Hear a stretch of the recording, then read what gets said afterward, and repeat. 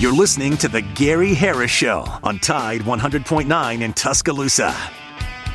Less than a year ago, the community center officially reopened with bookings available immediately and residents gathering as early as this weekend. The Gary Harris Show. UCM host Tider Insider TV. Crimson Tide Kickoff. Play-by-play for Alabama sports and sports director for WVUA 23. It's time for the Gary Harris Show on your home for Alabama sports. Tide 100.9 and streaming on the Tide 100.9 app. All right, good morning, everybody. Welcome into the Gary Harris Show for this Thursday, April 18, 2024. I'm your host, Gary Harris. I got my main man, Justin Jones, right there on the other side of the glass.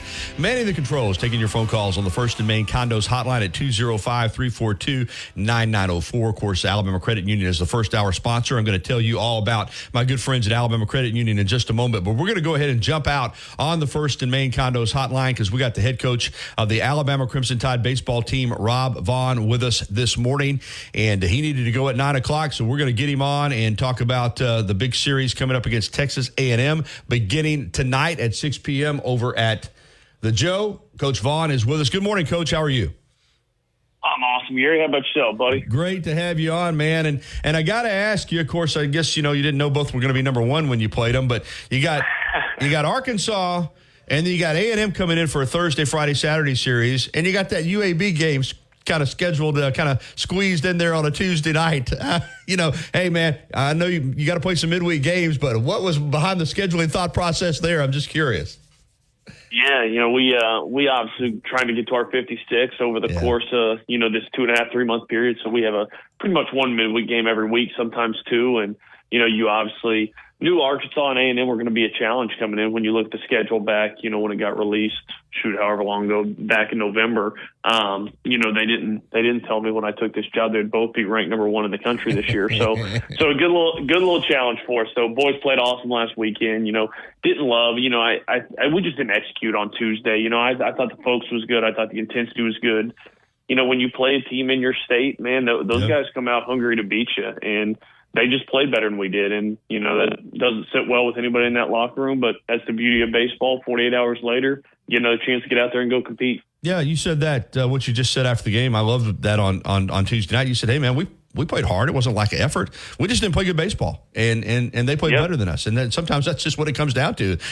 Guys went out there, they want to win. It wasn't like they said, well, you know what, we played Arkansas, we got A&M coming here, so let's just cash it in. Let's just mail it in tonight. That wasn't the case at all. They just got outplayed. No doubt, and you're going to get that. I've been at that when I was at Maryland. It was kind of the same way. When you play these other in-state schools, it's a big game for them, and you're going to get the best version of their team. That's just the way it works, and they had some arms come in there. We got after their starter pretty good, hit 2 quick homers. Mm-hmm. We're playing good, and then, they went to the bullpen, and the guys they brought in, the 3 arms they pitched, had big-time stuff. I mean, all 90-94, just a little bit erratic. And on Tuesday night, they were not erratic. They threw a ton of strikes, and it was kind of a tight game there back and forth, and they pull away there in the 5th, and we just couldn't quite get anything going. So, like you said, I think you're right on. I thought the effort was good. I thought the intensity in the dugout, I didn't think – I thought against South Al the week before, I didn't think we played the way that I want to play. This one, right. we had all the right stuff behind it. We just didn't execute, didn't run off good enough at bats, really is what it boiled down to on Tuesday night. Back to Arkansas for a moment, because the kind of pitching that they bring to a series is unbelievable. And you've won every SEC series at home that you've played. But here you dropped that Friday night game, a tough game, a game that, you fell down early. Hess has had some trouble early in games, but after that, you hold them down, you have a chance to come back and win that game, and then to bounce back and win, Saturday, and then the start you got from your freshman pitcher on Sunday was remarkable. But to win a series like that against a club like that, what does that do for the team's confidence? I think it's huge, especially coming off what we came off of. You get swept on the road at Kentucky, and I don't think anybody at the time when we were up there knew they were kind of as good as they are. And we just, again, same thing, cold weather, different environment, energy not great. Come home on Tuesday, play South Al, same thing, just like a lackluster effort. And that's just something I don't feel like I ever want my program known for. We might get beat, but we're going to be the toughest dudes on the field. And we just weren't that for a 4-game stretch. And then I thought we came in on Friday against, a future first rounder in Hagen Smith, and we lost that game, but I thought our bats were awesome. I thought we made some big pitches. Sam Mitchell, young freshman, come out of the bullpen, get us 2 innings. Zane Probst come in behind him, who's had some struggles this year, throw 2 scoreless. And even though we dropped that first one, we have to go ahead and run on base, or go ahead and run at the plate, in the 8th inning, and just don't quite get it back around. But I think the quality of our bats, the quality of our bullpen effort, I think showed everybody. Even though we walked out of there with a loss on Friday night, we didn't feel outgunned. We just knew it was going to take a good effort, and we got a good start from Greg Ferrone and some really good at-bats on Saturday. And then, like you said, Zane Adams was Superman on Sunday, and we didn't have to give him much, man. Threw a shutout against the number 1 team in the country. Pretty special day for our young pup. Yeah, and you said something else after that game with Adams. It wasn't like, you pulled away a little bit there late, but it's one thing if you're tossing a shutout and you got 5 or 6 runs to play with. Majority of that game was a 1-0 game. And for him to go out there every bottom half of an inning clinging to a 1-run game and pitch like that, and the guy's a freshman, unbelievable, really. No doubt. And I think that's what Zane's just got such a slow heartbeat, man. He does not – the game doesn't get big. Like you say, he's making big pitches, get out of innings. The most you'll get out of him is a small little fist pump. Like, that dude is just level as it gets. And you're exactly right, man. It's a 1-0 game there until the 7th inning when we pulled away a little bit. And it's one bad pitch. And really, he only had 1 inning. He had to navigate some trouble, a little bit self-inflicted, got behind in some counts, 1st and 3rd, 2 outs, induced a fly out. And outside of that, man, that guy didn't even pitch in a jam much, But once we were able to get him to 3, you could breathe a little bit, and then when we tacked the other 2 on to get it to 5 with AD coming in the 9th, he felt pretty good about things. Yeah, and how big was that for Alton Davis, who had a little bit of a struggle lately to come in there in the 9th and close it out? Yeah, his stuff just keeps getting better and better every outing. He obviously, you're pretty juiced up. It's a night game. It's Arkansas. They play start flashing the lights for him coming out of the pen. Eminem, Till I Collapse, starts blaring over the speakers. They got the video going, and man, the first bolt he comes out is 98, and he hadn't been that firm all year. He's been 91, 94 for the most part all year. And when I saw the first fastball in 98, I said, "Oh boy, we're gonna have some fun tonight." So he was good, man, and I think that's just huge for him. He's just such a great kid, man, unselfish kid. Who knows what the future holds for AD? I could very easily see him being in the mix to start if we have something else happen this year, or be in the mix to even start next year. But, man, he is so valuable in that closing role. It's hard to get those last 3 outs, especially in SEC play, and to have a guy like him kind of waiting in the wings on the back end gives us a lot of comfort. All right, let's get to the series against A&M. It begins tonight, and you're doing what you've done all year. You're going to keep Hess on Friday, which means Ferrone goes tonight, and, of course, Adams goes on Saturday. This A&M club probably doesn't have the caliber of starting pitching that Arkansas does. They're good, but I don't know that anybody does, what Arkansas runs out there. But they're offensively, they got some pop, so pitching's critical. Starting pitching's critical, and you turn to Ferrone tonight and give him the ball for game 1. Yeah, it kind of worked out well. In hindsight, looking back, Greg was throwing the ball really well last Saturday and started having some lower body cramps, just was cramping up a little bit, so we ended up pulling him out of the game. But the blessing in disguise, he only threw 70 pitches. So as it came time to say, hey, who do we want to have short, it became pretty easy with Greg having a lighter workload last week to bump him up. And you hit the nail on the head. I think, Arkansas's pitching staff, I basically was joking. I was like, I'm basically throw this scouting report away because the scouting report on every guy coming in is it's 94 to 97. So they're going to bring, when that guy gets tired, they'll bring in another one doing that. And, A&M's just quality, man. Ryan Prager's going on Friday. Just a pitch ability lefty. It's going to be 90-92. Good stuff, can pitch. Some velo. There's a Jacksonville State transfer going Saturday. So a familiar face in him at least. And then, so there's some power there. There's not. I feel like Arkansas's got 15 arms like that, whereas A&M maybe has 12, but they're still really good. But I think you hit the nail on the head. This is a very different challenge because I felt like, as good as some of Arkansas's hitters aren't, as elite as their defense is, you felt like you could kind of control the lineup a little bit. If you didn't put them on for free, you felt like you could kind of make some pitches, and if you can navigate that thing. Man, A&M's just got depth in that lineup. They've got a future first rounder and basically their freshman third baseman, Gavin Grahovic, who's having a big time year, Jace Lavalette, who's going to be one of the first picks of the draft next year, Braden Montgomery, who's going to be one of the first picks of the draft this year. Like, there's just some power out of the chute. And if you look at the last 5 or 6 games, they just swept Vanderbilt last weekend. And the key to all those weekends is they got off to good starts. You know, they got off to scoring 3, 4, 5 early in that game. And like you said, it's a heck of a lot different when you're pitching with a 5-0 lead. And so it's going to be just really important for us to get out of the gates right. You know, there's no secret in the SEC. Everybody's better at home, you know, and you look at their batting average at home, it's something like 320, 330. Their batting average on the road's 260. So it is going to be a little different on the road. So we just got to do a good job getting off to good starts. And the key to our stuff, man, and this is not rocket science, is free bases. Mm-hmm. You know, when we don't put guys on for free, we win. And when we put guys on for free, you know, it becomes a heck of a lot harder. You better strike out double-digit dudes if you're going to do that. So we got to attack them. We got to be smart. We got to play clean defense. And the biggest key to controlling this offense is no free bases, and we can only give them 27 outs. We got to play clean defense, and then we got to go have good productive at-bats. It's a Thursday, Friday, Saturday series, which Weatherman cooperated because Sunday is supposed to be a pretty ugly day, but you don't have to worry about it. Weather's going to be good all 3 games, and the home crowds for these SEC series, of course, they're big series, but, man, the home crowd and the support has been unbelievable, and I know you're counting on that to carry on this weekend as well.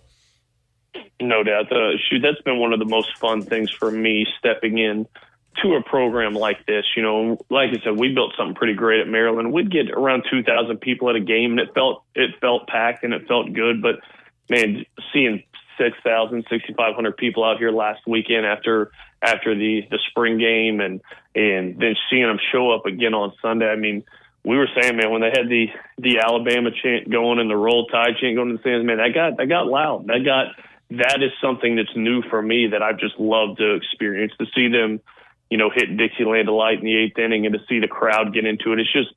It's what makes the SEC what it is, and it's what makes it the best conference in college athletics. And so, you know, we're going to need them this weekend, and they've been great. We've had some ups and downs this year, but the consistent thing with them is they just keep showing up and pulling for our boys. And I tell you what, that means a lot to us as coaches, means a lot to our players. And, man, we're looking forward to them packing this thing out again this weekend. Yeah, and you said this week, you know, you've been so good at home, and I don't want to get the cart in front of the horse by any means. This is the series you're focused on, but you go on the road back-to-back after this weekend to Ole Miss and to Mississippi State, and you'll get to those games when they're here, but it is magnified how important it is to take care of your home field when you've got a series, because you're 0-6 on the road. And you knew coming into this league, going on the road, you said it before you coached a game, it's going to be tough on the road. But I know that's next week, but just the difficulty that you've had so far in your 2 series on the road in this league, I guess, is just a testament to what you said going into the season. It's going to be hard to win on the road in this conference, but you got to try to, at some point, figure out a way to get 1 or 2, right? Oh, there's no doubt. You know, I told our boys toughness travels. Like, that's the reality. Toughness travels. And when we got beat at Georgia, you know, I thought we did some good things. That was a lot of factors went into that weekend. We got walked off. We got beat late in the second game of a doubleheader. And then we just kind of didn't play good on Sunday. But two of those games are kind of hanging in the balance in the last probably 3 to 6 outs of the game. You know, whereas, you know, I talked to Coach Oates. I called Nate here probably, it was right after Kentucky 2 weeks ago. And I just called him and said, you know, at this time, I didn't know what was going on with basketball. That's right when, you know, Calipari left. So I'm like, I don't know, should I call him? Is he in the middle of this? Is this weird? But I called Nate, and he's the man. He got on the phone with me. We spent probably 45 minutes on the phone. I just picking his brain a little bit, you know. Like, I know with that basketball team this year, man, like, they played pretty good at home. They had some bad losses on the road to some good teams. And me and him talked for about 45 minutes just trying to, you know, get some advice from a guy that basically took a team that had some ups and downs there, and then went to the first Final Four in school history. So he was awesome. But that's the biggest thing, man. Like, toughness travels on the road, and you got to be able to execute in a tough environment. You got to be able to execute when you're uncomfortable, when you're doing some of that. And, you know, we get 2 good opportunities to do that here after this weekend, going to Ole Miss, going to State. I mean, going to be a fun weekend there, and we just win, lose, or draw. We just got to be the tougher team when we step on the field. One more for you, Coach, and then I'll let you get out of here. In the UAB game, a couple of ball strike calls. This is the case with every game you weren't pleased with, and the UAB side was also having some issues. But when you come out to work an umpire, and you did in that game, what are you looking to get out of that? Is that just, you're just stating your case, or are you trying to gain an edge for later on in the game? When, I've always been curious. I don't know if I've ever asked a head coach this. When you come out to confront an umpire, I mean, obviously you're not happy. You wouldn't be coming out there. But what are you actually looking to get out of coming out and going face to face with a guy like that? Yeah, I think it's two things. I think number one, I think your boys respond to knowing that you have their back a little bit, and I think that's probably first and foremost is, man, I'm not the guy that's going to go rattle the cage. I talk about, man, a neutral mindset, staying steady, not being emotional. So if I'm going to get emotional every single time something happens, then we're going to have players that play emotional every single time something happens. So you got to kind of pick your spots with it. But I think number one, the boys need to know that we have their back. And number two, umpires are human. They're not perfect. I joke around with them all the time, and I tell my son that he's playing Little League out at Kentuck Park out here in Tuscaloosa, and I'll tell him all the time, he got called out at first the other day, and I was like, hey, buddy, they're doing their best. They're humans too. Are you perfect? And he's like, no. I'm like, yeah, exactly, man. We ain't always right. But I think it's a little bit of that and a little bit of hey, you I'm good either way. I just want consistency with this. But if you're going to call that pitch there, I better get that next inning. And I was actually at small group with our church last night. We were sitting around the dinner table eating, and we were talking about things. And some of them were at the game on Tuesday. They're like, Coach, we thought you were going to get run out of that game. I said, oh, no, I know the line I can walk up to and then when I need to turn it off. So, but yeah, just, that's one of the beauties of baseball. It's what makes it fun. And I know replay's great. Replay gets the call right, but man, back in the days of Tommy Lasorda and Joe Torre and those guys giving it to the umpires, man, that's made for television stuff. So just trying to let him know, hey, I know you missed it. You missed it. Now don't remember that next time we got a tight one. Don't be afraid to kick that one our way. So yeah, the part of the beauties of the game of baseball. The subtleties, and I'm glad I asked you that question because that was a great answer. All right, Texas A&M, 3 games tonight, 6 p.m. on the SEC Network. Of course, you can hear it here on Tide, and Friday at 6 as well, and Saturday afternoon, the finale at 2 o'clock. Coach, man, I really appreciate you carving some time out for us, and good luck this weekend. Bring home another series victory. Absolutely, you got it. I appreciate y'all. Roll Tide. All right, Coach Rob Vaughn there. Outstanding interview as always. Coach is so open and just really dives right in with us. And we wanted to kick the show off with him because he had something coming up at a little after 9:20. So we said, well, we'll just start the show with you. And glad we did. All right, we'll take a break. And when we come back, we'll kind of reset and give you the rest of the lineup because we just wanted to dive right in with Coach. But we got a couple more guests coming up, and we'll set the phone line on the First Main Condos hotline. All that good stuff. Gary Harris Show, and we'll also tell you about Alabama Credit Union next here on Tide 100.9 FM and 1230 AM WTBC. This season of Alabama football on Tide 100.9 brought to you by Birmingham Racecourse Casino. Just a few minutes away where you can be a winner too. From the University of Alabama, this is Crimson Tide Today. It's a daily update on Bama sports and it's brought to you by CB&S Bank. Bank anywhere, at any time with CB&S Bank's digital solutions. Managing your finances has never been so easy. Hello again, everybody. I'm Roger Hoover. Alabama Gymnastics is preparing for today's appearance in the 2024 NCAA Gymnastics semifinals. Here's more from head coach Ashley Johnston. We're super excited for this week. It's been a marathon, not a sprint. I've been saying that week after week, and here we are in the final week with an opportunity to compete on the biggest stage against the toughest teams in the country. And so since August and even before that, we've been working to build our culture, to build our gymnastics, to build the people, to be ready to take on any challenge. And I'm really excited about where our team's at. We've had a really good week in the gym. A lot of great work happening, a lot of just athletes challenging athletes to find that edge, to really make the jump from good to great in any environment, in any situation that they might step into. So overall, we're prepared, we're ready, we're in a really good spot, and now it's about how we own that process. I'll have more in a moment. CB&S Bank has a long history of stability and a legacy of serving our community's needs for generations. You could say we know a thing or two about tradition. We've been family, community, and financially strong since we began in 1906. Being a team player is part of our culture. That's why at CB&S Bank, we're proud to sponsor the University of Alabama Athletics and prouder to take the field or court with you. Visit cbsbank.com today. Member FDIC and Equal Housing Lender. Join us this afternoon for Crimson Drive, driven by NASCAR, streaming live at 2 p.m. Central on all CTSN social media platforms. Crimson Tide Today is brought to you by CB&S Bank. Crimson Tide Today is a production of the Crimson Tide Sports Network from Learfield. Tuscaloosa's Old Colony Golf Course is an 18-hole championship layout designed by 1976 U.S. Open champion Jerry Pate. Director of Golf John Gray and fitting specialist Bob Montgomery are PGA certified. Mike Shivitz is the head professional and director of the Tuscaloosa Junior Golf Program.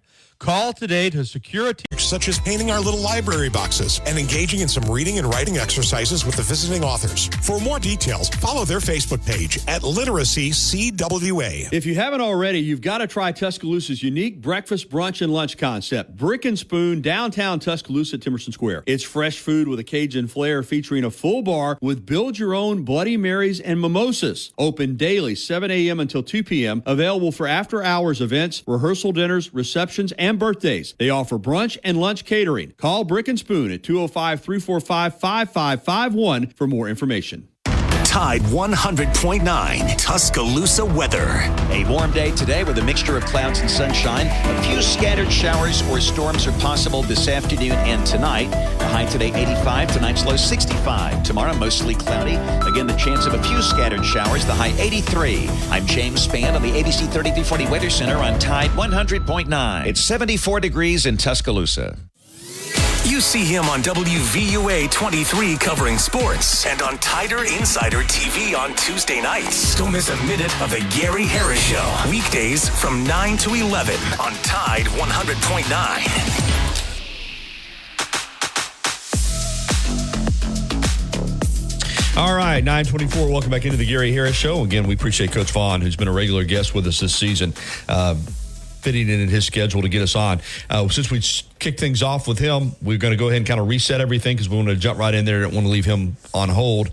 This hour of the Gary Harris Show being brought to you, as always, by Alabama Credit Union. Member-owned and not-for-profit. It's just a better way of banking. You know, fraud is a major issue in this day and age, and Alabama Credit Union helps you recognize fraud. Increase your safety by learning how you can recognize fraudsters. Just one of the many services that Alabama Credit Union provides for its members. Learn more at alabamacu.com. That's alabamacu.com. Or get by and see them at one of their nearly 40 locations around the great state of Alabama and the Panhandle of Florida. Alabama Credit Union. Loans for real life. Some rules and restrictions do apply. See if you're eligible for membership. Then join today and feel good about your money.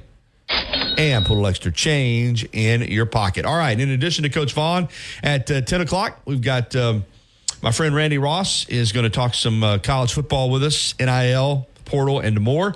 Longtime recruiting coordinator at the University of Alabama, SEC assistant coach, also coached at SMU, Arkansas, Vanderbilt, high school coach in Alabama at Southside Gadsden and Scottsboro, and a good friend of the program and great insight into college football. We'll visit with Coach Ross at 10. And then Jeff Spiegel, sports anchor, ABC 3340, host of The Zone. He'll be with us at 10:30, which means that we're guest-free the rest of the first hour. So we'll have plenty of time for phone calls. The First and Main Condominiums Hotline, presented by First and Main Condominiums, luxury condominiums in beautiful historic downtown Northport, 205-342-9904, 205-342-9904. All right, I'm not going to get into too many topics in this segment because I want to hit the break on time in a couple of minutes, and that'll get us on time. And then the last half hour, plenty of time for phone calls and plenty of time for topics. I do want to mention, though,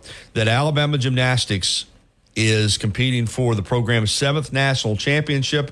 They're at the NCAA Championships at Dickies Arena in Fort Worth, Texas. There's 2 semifinal sessions on Thursday. Alabama is in the evening session at 8 o'clock. That's on ESPN2. And if they make it to the championship final on Saturday, that will be Saturday afternoon on ABC. So Alabama's won 6 national championships in program history, but has not won one since Sarah and David Patterson were head coaches at Alabama. But Coach Ashley Johnston has her team back in the mix. 8 teams, 4 teams in the afternoon semifinal session, 4 teams in the evening semifinal session. Each session the top 2 teams will advance on to the national championships on Saturday. So good luck to Alabama gymnastics. But when we come back on the other side of the break, we're going to get into some other topics, headlines, the latest Bama basketball news with Mark Sears, NBA playoffs, of course, or play-in games going on, and the Braves continue to look good. So we'll toss around all those topics and more on the Gary Harris Show. Real quickly, I do want to mention to you the YMCA of Tuscaloosa, 2300 13th Street downtown. Great facility, great staff. In fact, I really encourage you, if you've hit the wall a little bit or you're having trouble getting over the hump, busy schedule, whatever it is, consider personal training. All the YMCA's personal trainers are certified. They're specialists. They can do a training session with you by yourself or with your significant other or partner. They can do 30-minute sessions. They can do 60-minute sessions. .com/deal or text DEAL to 511-511. Text DEAL to 511-511. All dogs are unique. Your dog's results can and will vary. Message and data rates may apply. The best sports talk in the state. Tide 100.9 and streaming on the Tide 100.9 app. 9:31. Welcome back into the Thursday edition of the Gary Harris Show for April 18, 2024. This hour brought to you by Alabama Credit Union. We're going to get back out on the phone line here and talk to Tom in just a moment. A couple of news and notes, though. Alabama guard Mark Sears declared for the NBA draft while maintaining his college eligibility.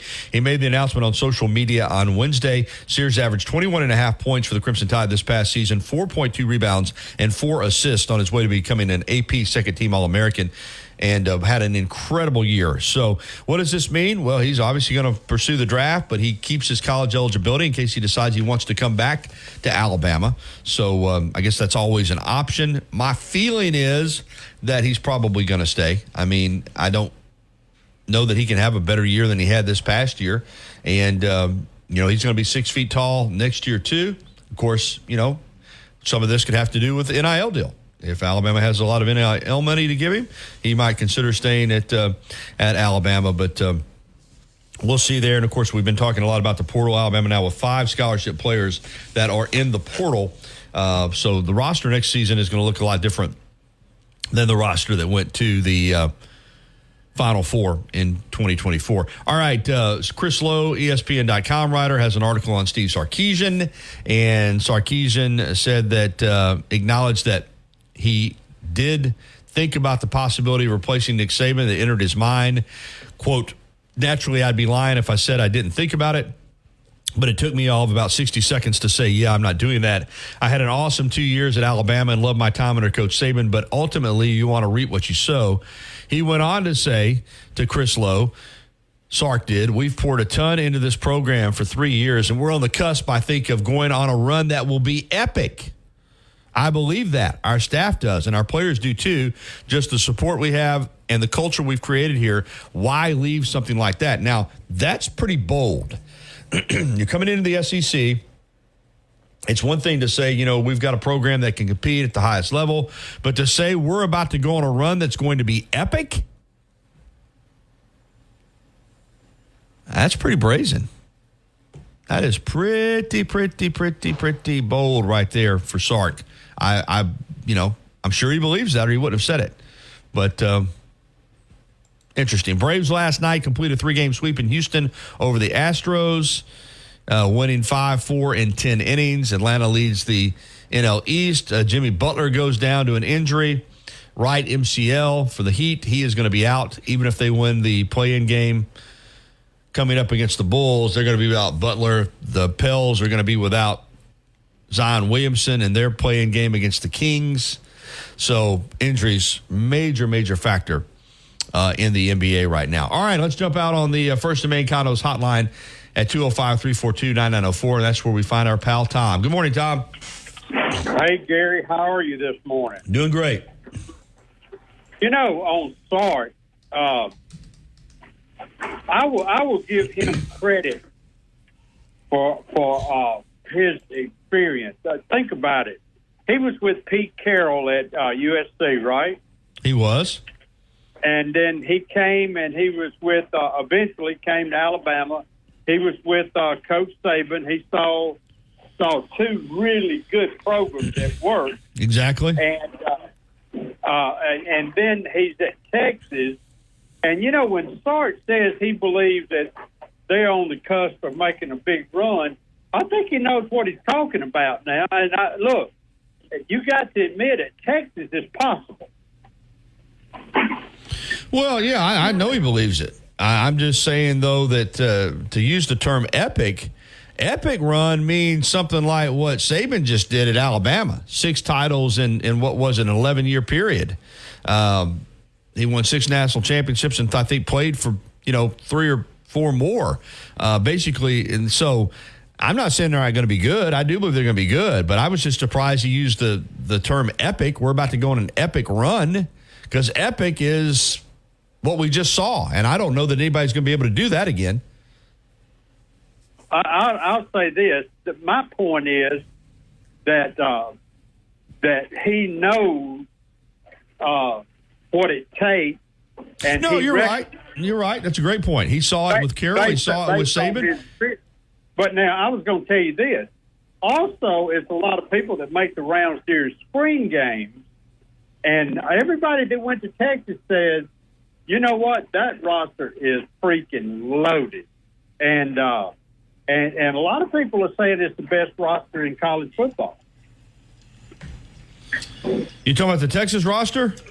Yeah. Well, obviously, he feels like it is. So, we'll see, Tom. Listen, I got a lot of respect for Texas. I got a lot of respect for Sark. I know he loves Coach Saban. Again, you mentioned how he got here. Well, the reason he got here was his career was in the, had bottomed out. After he got fired from Southern Cal for hitting the bottle, he was bottomed out, and Saban brought him on as an analyst and kind of revived his career. Then he got the OC job for the national championship game, and then he went to the Falcons, and he came back here as the OC, and that ultimately led him to become the head coach at Texas. So he owes Coach Saban probably really everything, because I don't know there weren't many coaches that could have hired him at that point in time. And the reason I say that is because with the way he had bottomed out with the bottle, hitting the bottle the way that he was and then publicly embarrassing himself in his program, most schools couldn't have brought him in. But Coach Saban has so much clout that he was able to say, yeah, we're going to give you an opportunity here as an analyst. So, he took advantage of it. Sark's a great football coach, but he owes Coach Saban a ton, and he knows that. And I think that's why he admitted it crossed his mind for a little bit there about the possibility of following Nick Saban. But as you said, and he said, he's got a program that he thinks can win the national championship right now at Texas. I got all that history stuff. I got that down pat, I promise. And but my point about Sark was that being exposed to Pete Carroll when Pete Carroll had that run going, and also the time he spent at Alabama, he to me more qualified to if Lane Kiffin was to come out and say, look, we're on the edge here, we could make a run, I would listen to it and believe him because of where he's been. That's my I get your point. I understand. You say he's seen it up close. I understand that. But it's one thing still to have seen it and been a part of it and actually do it. I'm just saying when you say epic run, you are talking about what we just saw with Nick Saban in Alabama. And do I think Steve Sarkisian's going to win 6 national championships in an 11-year period? Heck no, I don't. That's why I'm taking umbrage with what you're saying. Just because you've seen it, he's not going to win 6 national championships in the next 11 years, Tom. I'll be willing to bet you anything you got on that. I'm saying if he wins 3, that's still pretty good. Yeah, but that's not epic. Epic is epic. Epic is the standard of doing it like nobody else has done it. And so that's all the thing I'm saying is I got an issue with him using the term epic. An epic run means we're going to match or trump what Saban just did at Alabama. And I don't see that happening. Was referring to that. But look, the beauty is in the eye of the beholder. Now you got to consider that. 3 national championships in 20 years be better than anything they've ever done. No, I agree. And, I'm not saying he won't do some really good things, but he hadn't won one yet. I mean, they got to the playoff this year and got beat by Washington by our football coach, Alabama's football coach, Kalen DeBoer, in the semifinal. So, I'm not disagreeing that they're going to have a really good team, but they're also coming into the SEC where there's going to be 15 other really good programs. You've got an expanded playoff. We'll see what he does. I'm just not really, just because I guess where we disagree is I appreciate and respect. That's why I made the point on what he's done and accomplished. But just because Steve Sarkisian says we're going on an epic run, I'm not going to just go ahead and write it down. Oh, Texas is going on an epic run because the coach said so. You got to go out and do it. Season, and you can speculate and talk, and I'm repeating a lot of things that some people said about that roster and things like that. And I find that to be interesting to speculate about. But is he credible? That was the question I was bringing up, and I say he is credible because I do believe he has the ability to recognize talent.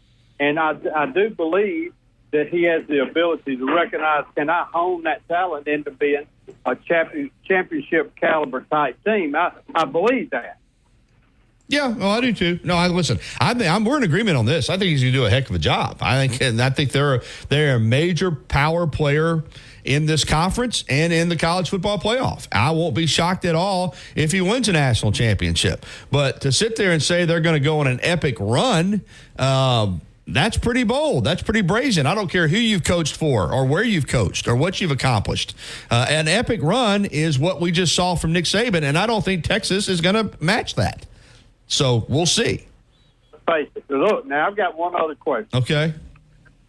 Now, Mark Sears, I wanted to get your opinion on something with Mark Sears. Now, we know he's going to test the NBA water, right? And I agree with what Barry and Coach Sanderson and now you are saying. I don't see how he's going to have a better year if he were to come back to conference than he's already had. Do you agree with that? Yeah, I do. I think that unless he just decides that the NIL package is worth coming back for another year, I don't think his draft stock is going to be higher next year than it is this year, and he'll be a year older. So if he wants to, an opportunity to try to play in the NBA, from my standpoint, my opinion, he's just as well suited to go on and play now. But if he's got questions himself about whether or not he thinks he can play in the NBA, and he, doesn't necessarily want to pursue something in the G League or overseas, then he might come back and play another year at Alabama. But if he really feels like he's got what it takes to play in the NBA, I think he's as suited right now to go into the draft as he will be this time next year. Let me ask you this, though. There's my real question. Okay. I see him being a Steph Curry type player. Seth Curry? Yeah. Not Steph or Seth? Golden State. Which one? Well, Steph. Yeah. Seth is younger brother. Yeah, I was going to say. I thought that's what I said. Well, Steph is taller quite a bit. I think he's probably got about 3 inches on Mark. And I will say this, there are some characteristics that Mark Sears has: the ability to do the step back from three, unlimited range on the three, ability to get inside and penetrate and get his shot off against taller players. So, yeah, I see the similarities. Physically, they're a little bit different. Like I said, Steph's probably got at least 3 inches on Mark. Mark is kind of built like a strong safety in football, and Steph's more of a traditional basketball build. But as far as the way they play the game, Tom, I think that's fair. Yeah. Well, I think his knack for hitting a big shot is something that I think about too. You know, he has the knack for when your team really needs a big three. Yeah, no doubt, clutch. He's got the clutch gene.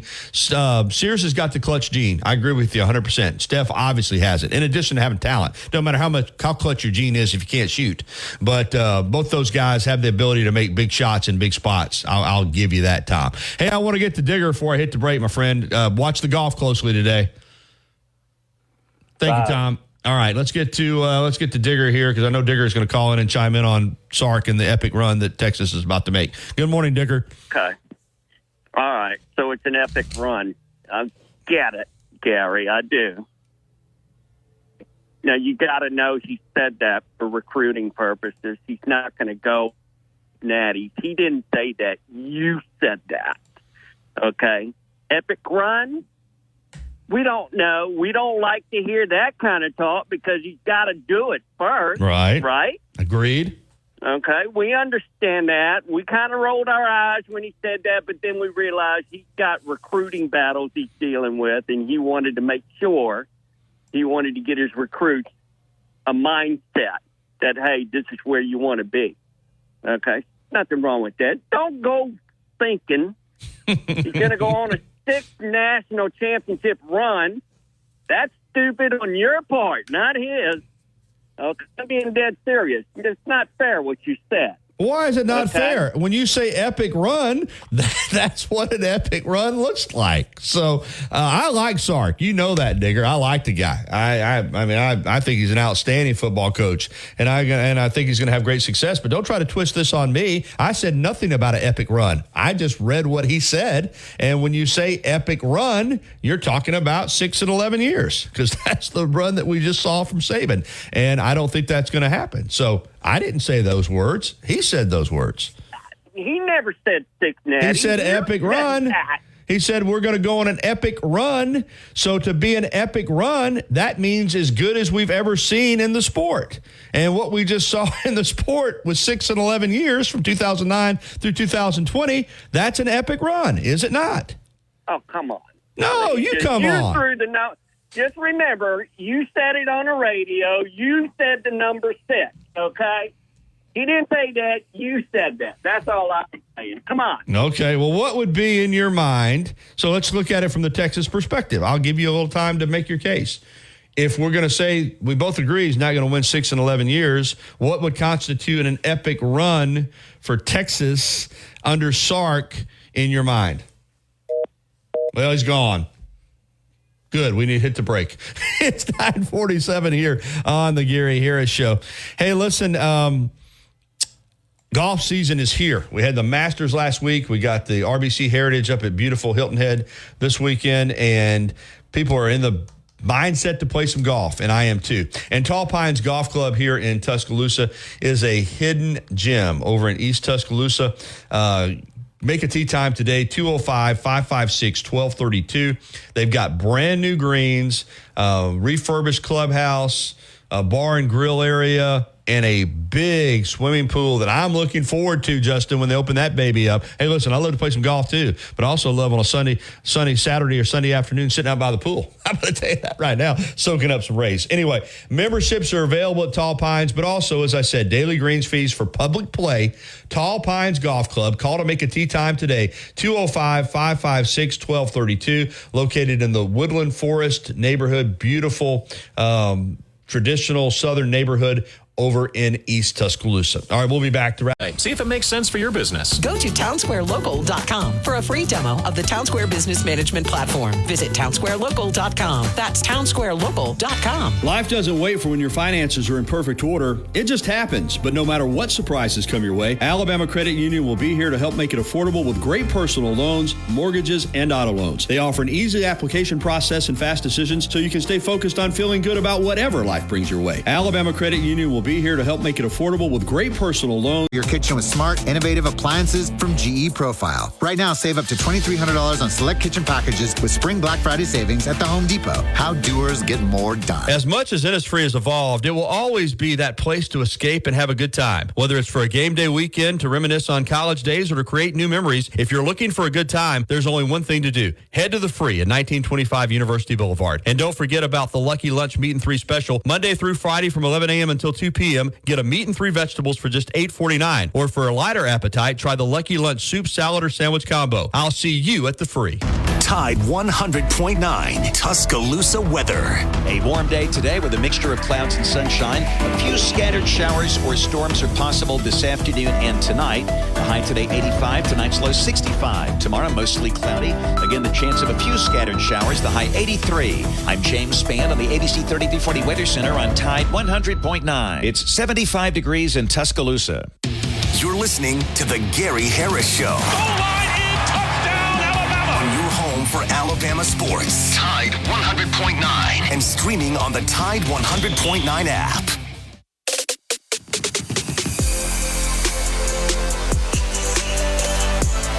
All right, 9:52. Welcome back into the Gary Harris Show here on Tide 100.9 FM, 1230 AM, WTBC. Gary Harris, Justin Jones with you. 10 o'clock, we're going to have Randy Ross kicking off hour number 2. Right now, we got time to squeeze in some phone calls here. We got about 4 to 5 minutes left in this segment. 205-342-9904, the number on the First and Main Condominiums hotline. Bama softball also in action this weekend. They've got a Friday, Saturday, Sunday series at Arkansas. It is going to be a big series for Alabama. They're under 500 in the league. They're 7-8.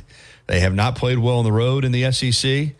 And you lose this series, let's say you go 1-2 there, and you go 2 games under 500. And Alabama has never finished under 500 in the SEC in program history.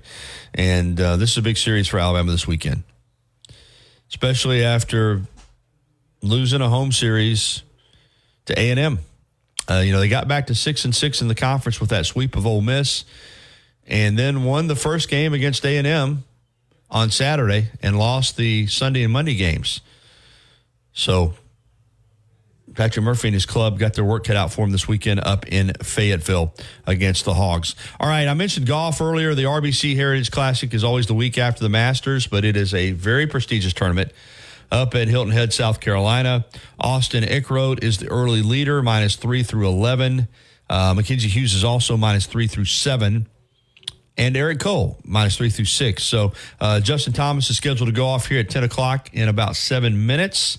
The Alabama contingent, of course, led by JT, who had that epic collapse in the Masters. Scotty Scheffler, though, going for another victory. And I was surprised he played this week, to be honest with you, with his wife, expecting a baby, although she's not expecting it till next week. He's already said if she goes into labor, he'll leave the tournament, just like he said he would do at the Masters.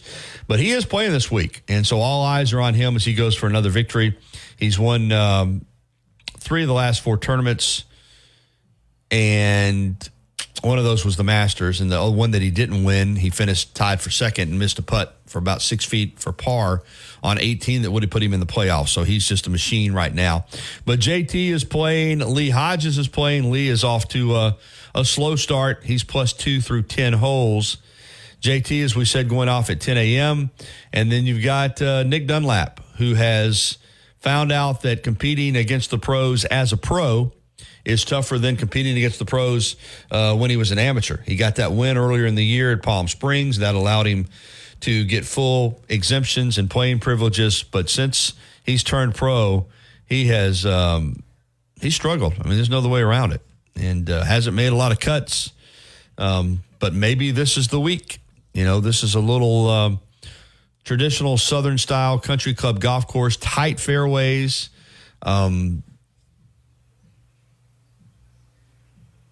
Not as long as some courses that they play, but a fun golf course, beautiful setting, and maybe Nick Dunlap will get up there and get it going. So we'll be keeping an eye on that today and tomorrow and into the weekend, and I'm really curious to see what Justin Thomas is going to do. After firing Bones, which I still hadn't figured that one out, he goes into the Masters with Matt Minister, his new caddy, and was even par through 14 holes in round 2 and then shot 7 over his final 4 holes to miss the cut. Don't you think it's kind of absurd, Gary, that we're playing an elevated event right after the Masters? I think the guys would have expected some sort of break before having to immediately go back into such a high purse. Right? Yeah, a little bit I do, and that's why I said I'm surprised Scotty's playing, but I guess in essence I shouldn't be surprised because it is an elevated event, and he has said he's going to go home. But I think they want that. I guess that's a traditional golf course. It's been a favorite tour stop. You know, you get the plaid jacket if you win. You got the lighthouse on 18.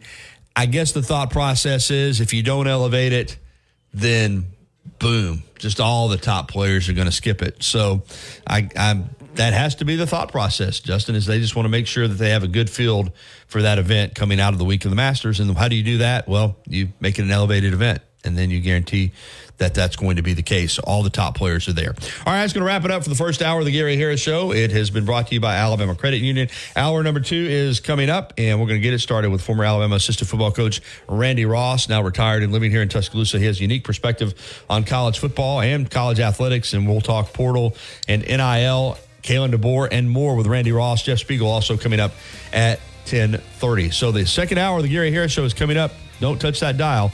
We'll be right back with hour number 2.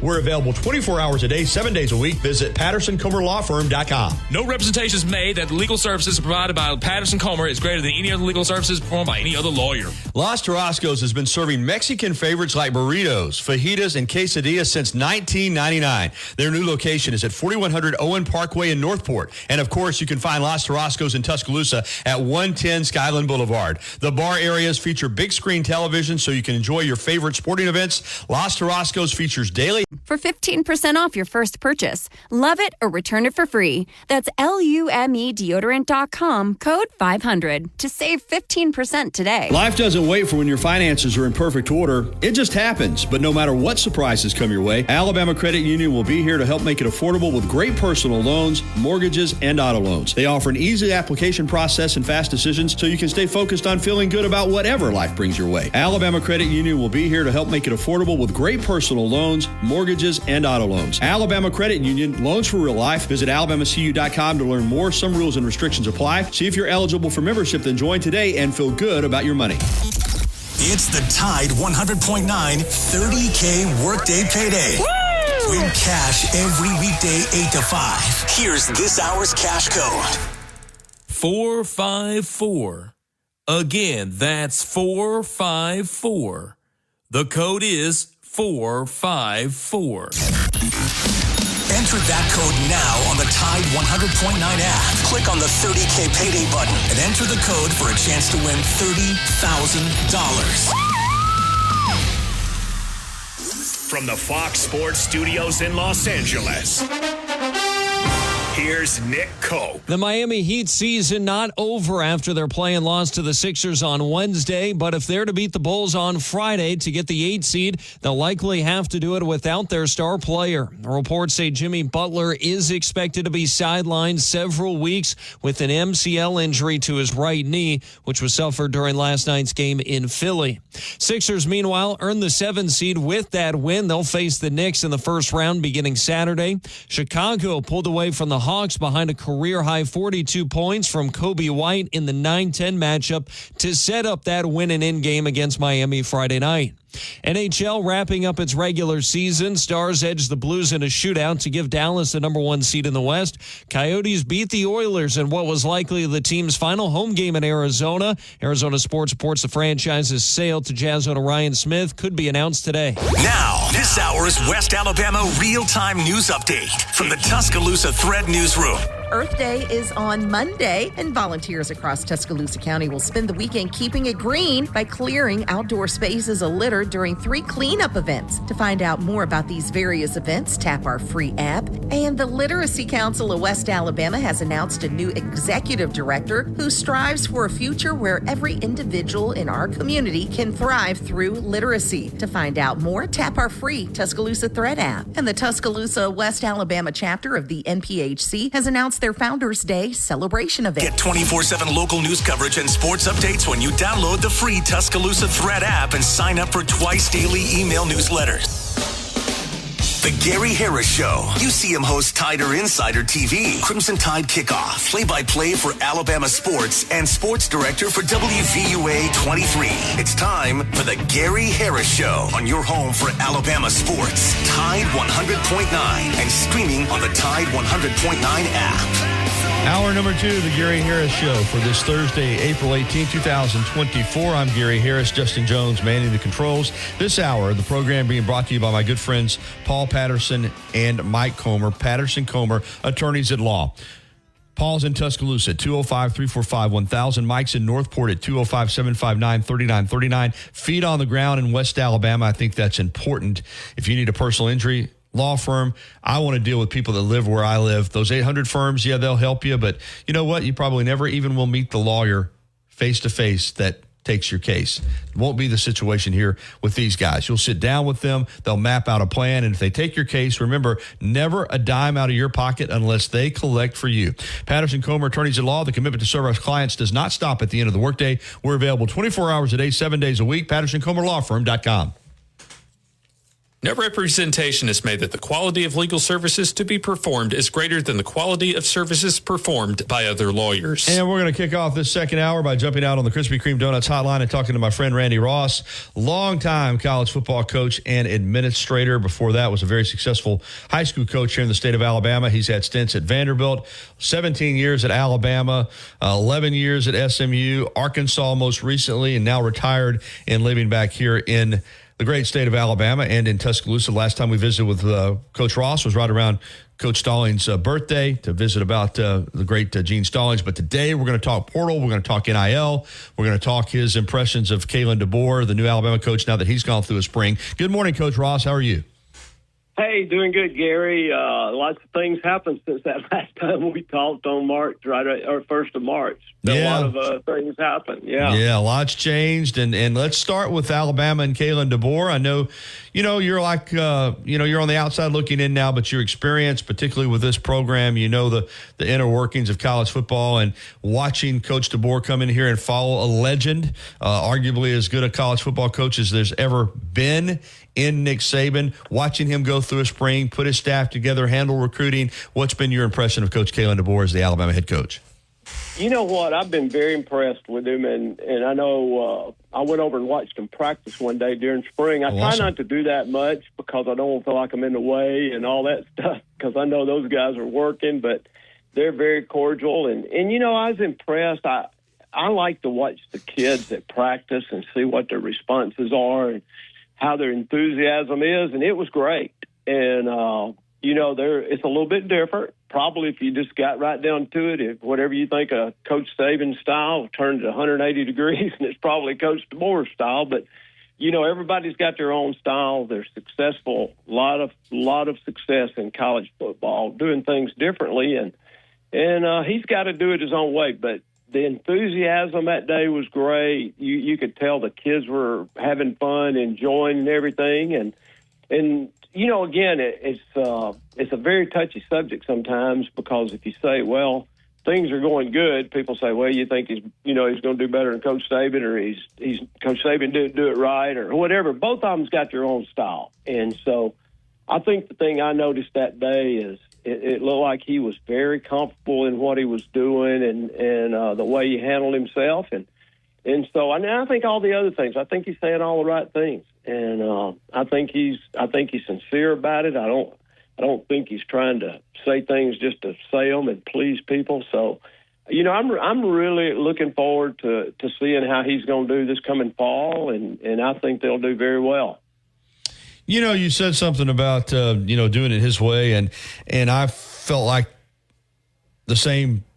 Got the same feeling talking with him last week and watching him operate. And, when Coach Saban came in here, I think he was the perfect coach at the perfect time for Alabama.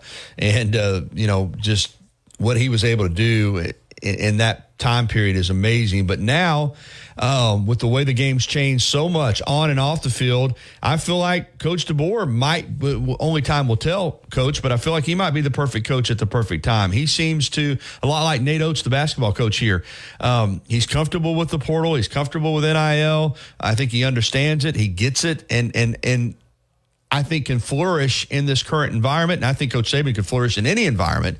But I don't think there's any doubt that Coach Saban, the game, the way it had changed, played a part in his decision to retire. And now you've got a coach that's kind of embracing it, in my opinion. Well, I think that's exactly right. I think your assessment's head on. And the thing about it is is like you said, he's got to do things his way, and that's a tough act to follow.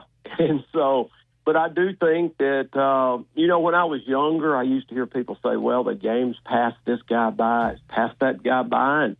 And I used to think, that's just young people making those comments. But, we do kind of, as a human nature person, we get locked into the way we do things. I admit now, I'm locked into I like the old style of football where, these guys came and played 4 years and got their degree and never changed schools.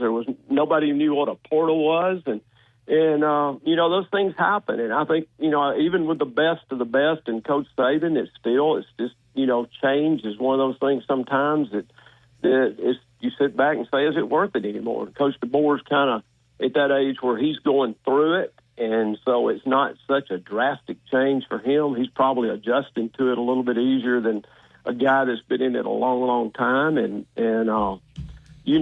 think what you said is right on. I mean, I do. I think it's the day and time we're living in. You've got to accept it. You've got to move on with it, whether you like it or not.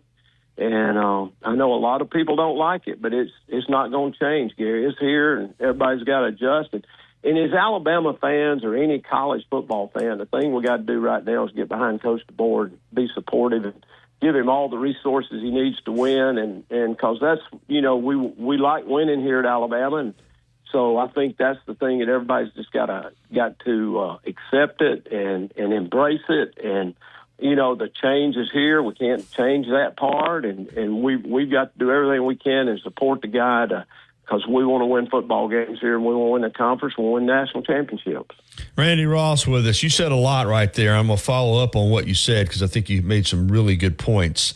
When you started coaching, and especially when you got into college coaching, certainly through the 60s, 70s, and when you were in the 80s and 90s, and of course you into the 2000s, but I think the difference, a major difference in my opinion, I want to get your reaction, is in those days the players had to adjust to the coach, and the coach called the shots, and that's just the way it was. And if a player didn't get in line, then, player had to deal with the consequences. It's a player's game now. And I'm not saying the coaches still don't have control, but coaches adjust to players. We see it in recruiting. We see it with some of the things Coach DeBoer's done here with bringing in the music and bringing in, Roll Tide Willie and Funny Maine the comedian and have them, hanging out with the team. I'm not a huge fan of that, but the players are. And it now is, whether we like it or not, and we're going to get into the new transfer rules in just a moment. They've even made the portal even more easy to get into. It's a player's game, Coach, in my opinion. And if the coaches can't adjust to the players, they're going to have a hard time being successful. And that's not the way it was even too long ago. Players had to adjust to the coaching staff. Am I onto something there or not? Well, no, you're making an outstanding point.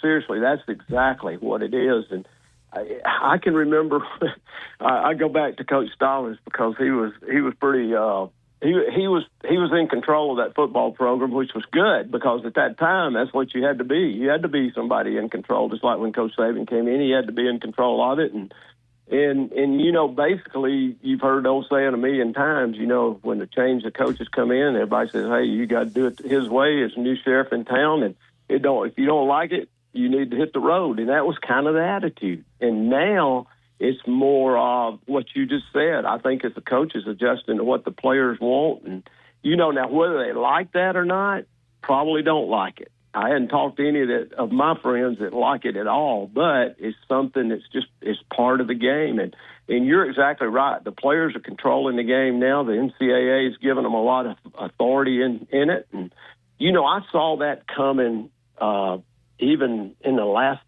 few years. My last stop was at the University of Arkansas, but I started seeing the compliance office and I started seeing administration.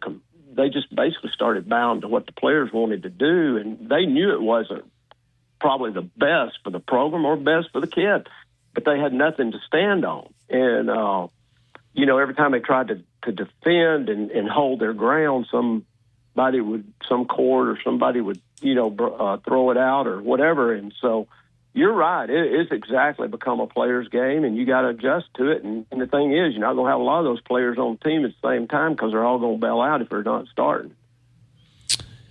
Now to the portal already. It seemed to me like they were going in as many times as they wanted to anyway. But now a new NCAA transfer rule will allow all undergraduate athletes to transfer and play immediately if they meet specific academic requirements. The D1 Council on Wednesday approved emergency legislation announced by the NCAA. Basically, if they're in academic standing, good academic standing, it seems like they all are. I haven't heard about anybody being eligible no matter regardless of how many schools they've been to and leaving in the middle of semesters and everything else. But in other words, it's just open. You can transfer as many times as you want. You know, and I was talking about a player that was at Tennessee in the fall. He went into the portal. He committed to Ole Miss. He flipped his commitment to Louisville. Went to Louisville. Now he's back in the portal. Now it's even going to get worse, Coach. And we talk about academics, and if they're academically eligible, I would say, how do you stay academically eligible swapping schools this often? But I haven't. You know, there's no Prop 48s anymore. I haven't heard about a player being ineligible in a long time. It feels like it's a mess. But it is where we're at, and I think, as you said, we just got to accept it now. This thought process that somebody, you and I talked about this, so somebody needs to do something. Well, nobody is. I mean, it's clear now. This is the system. We're going to have to live with it. But this is just utter chaos to some degree, in my opinion, when a guy can come on campus and decide after 2 practices he doesn't like it, he can go right on to the next school. Well, you're exactly right. I mean, I can remember you're talking about things that was priority at one time. Was you went into I'd go in high schools recruiting. First place you go to the guidance counselor's office and say, hey, can I get a transcript on Gary Harris? I need to see if he's going to be eligible to play at Alabama. I don't know if that's ever even a topic anymore. Doesn't seem to be. And it doesn't. And I think I don't want to quote this because I'm not totally sure, but I think even Coach Saban mentioned this on one of his deals that, you know, there may come a time where kids go play at a college and not even required to go to school. And that we say that's never going to happen, but we also said this portal's never going to happen. We said paying players was never going to happen, and you know, so you don't want to never say never. But I think we're to the point now to where I don't know if who's checking. We used to have an academic person. All they did was check eligibility and keep us informed. Every Thursday morning, staff meeting started with all the academic people coming in. They went through every kid on the team where they stood academically, and now they don't do that. I think they got their all of them hiring these general managers to take care of the roster. Mm-hmm. They're probably coming in. They probably replaced that academic meeting with, hey, this guy's leaving here, this guy's leaving here. We got this one. You know, I think they're more trying to manage rosters now more than even worried about eligibility. And you think about it, a kid who's eligible for it, say if he comes in the fall, he's literally eligible for that year. So he could flunk every class he took the first semester, but he's still eligible second semester. Mm-hmm.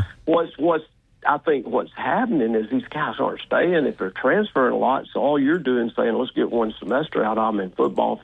If he isn't eligible academically, at least we got a year out of it, and he probably ain't going to stay anyway. So I think the whole thinking's just I don't know. I talked to a lot of the coaches, and they're sitting there having the same conversations you and I are when I'm talking to them. Nobody has figured this thing out completely. I mean, they're trying to manage it the best of their ability. They're holding on to their britches, trying to keep the kids on the team that they got. And it's hard. And building depth is almost impossible. And you know, I heard Jim Wells tell me one time. He said, "Randy, you don't want to sign a bunch of first-round draft picks on your baseball team. You ain't gonna have no players left. All of them are gonna get drafted, and they're not gonna turn that down. You want to sign a bunch of 4th, 5th, and 6th-round guys who maybe won't get offered enough money to leave." So I think what's happening is in college, everybody's trying to get their first 22 guys. And then they're just holding on dear life, trying to get the best player they can get, you know, to be their depth. And that's kind of that's all anybody can do, because these first rounders are all going to different schools to be starters, and there's not enough of them to go around to build depth. Jeez, we're facing so many things. All right, I haven't hit you with this one before when I've had you on, but I'm going to hit you with it now. The gambling issue. We're obviously not wanting college athletes or pro athletes to participate in gambling, yet they're growing up in an era where there's gambling on your phone. You know, it's so easy to place a bet a lot of these people, young people, have been around gambling, and then you've got ESPN, in marriage with these gambling casinos and gambling services, all the pro teams. We got pro teams in Las Vegas. You got gambling apps and commercials on everywhere you look. We just had Jonte Porter of the Toronto Raptors banned for life for betting on and giving information to gamblers and, providing them with tips. How are you going to keep this out of the game? I mean, I understand, all the governing bodies of professional sports and in college are going to say, that's the number one focus is you can't compromise the game, has to be. But you're going to have NIL, kids are getting paid. Maybe there's a kid on your team that's not getting paid and he wants his piece of the pie and somebody approaches him and says, hey, I can help you win some money or get some money. Just a couple plays in this game, blow an assignment. You see where I'm going with this? We want to keep gambling out of the games, but yet we're surrounded by it. We're embracing it. We're taking the money. And then we act like we're shocked when there's an athlete, and mainly now in pro sports, but it's going to start happening in college as well, when we find out somebody's, been involved with gamblers. I mean, how do you legislate this going forward, Coach? Well, you know what? That's a huge issue. It's always been, ever since I've been in college athletics, it's been a huge issue. All the stuff all the way back to, I forget, it was Maryland, I think, and a bunch of teams involved in basketball with all the point shaving stuff. And we actually had a guy named Michael Franzese. He was one of the mafia family members here in this country, one of the strongest mafia members, and his dad was a big-time he's just passed away not long ago, right around 100 years old, spent about 70-something years of his life in prison. But he was in and out, and so Michael was great to bring in to speak to the team, but he was involved in a lot of the basketball point shaving that happened back in that era. And he tried to tell the players, basically, this is the thing that you've got to convince the players. This is not just about gambling on your phone. This is not about gambling for the fun of it. It gets serious at some point. And it not only gets serious from the standpoint of how much money you can lose, but it gets serious about losing your life. Basically, is what Michael tried to convince them of. Now, Michael, he's the only guy, if people want to Google him, it's unbelievable to read it. He's got some great books, but he's the only head of a mafia family in this country.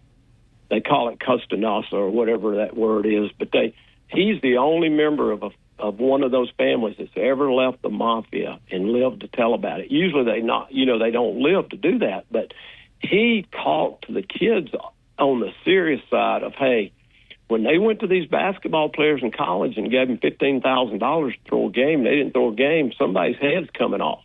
And so he tried to explain to them it was more serious than just the money. It was a serious deal. So I think if you can ever get the kids to understand that, hey, wait a minute, this is not just about, like when I was in high school betting with my buddies on the game, this is about life. And I mean, you're talking about some serious people dealing with them when you start losing money, or they come in and approach you to throw a game and something happens, you don't throw the game. I mean, all that stuff. So that was a huge approach to what was going on in college football at that time. And Michael spoke to so many. I know he's been here at Alabama. I think even during Coach Saban's time, he came in. I think he did, and came in and spoke to their team. But, so you're just trying to educate them on how serious this is. So that's a little different approach more than just saying, well, you can't gamble on a game. Well, why can't I?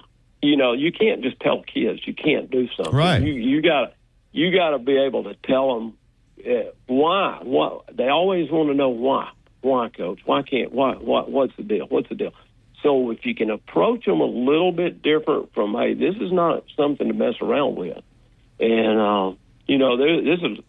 Where, Gary, you probably know this answer. I didn't realize this until 10 or 15, 20 years ago. The number 2 place in America for sports gambling. Probably state of Alabama. Birmingham. Yeah. You would think Atlantic City, Las Vegas is. But you would think Atlantic City or somewhere like that would be your second thought. I remember Michael standing up in front of our team at SMU, and then he spoke to Arkansas. And he asked them, he said, where is the number 2, where do you think number 2 spot? And of course, a lot of kids said Atlantic City, some said other places. And he said Birmingham, Alabama. I'm sitting there going, what? Yeah, college football. Yeah. It's all illegal in this state. You know, that's what makes it even wilder. Yeah.